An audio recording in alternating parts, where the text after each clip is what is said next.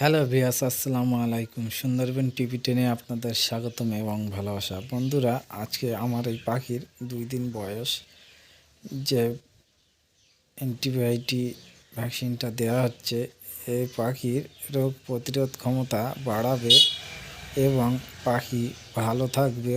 তার জন্য আজকে এই ভ্যাকসিনটা করা হচ্ছে।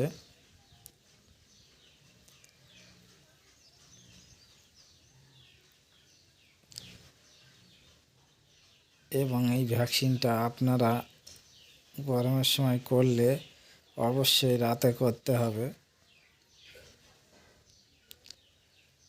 এবারে দেখাবো এইভাবে আমরা আলাদাভাবে ঘিরেছি। এখান থেকে নিয়ে গিয়ে ডাক্তারবাবুর কাছে দেওয়া হবে। দিলে ডাক্তারবাবু ইঞ্জেকশন দেওয়ার পরে ওটাকে নিয়ে আবার ওই খুঁটিতে আমি রাখবো। A to Z এই ভিডিওর মাধ্যমে আপনারা জানতে পারবেন। লাস্ট পর্যন্ত দেখুন।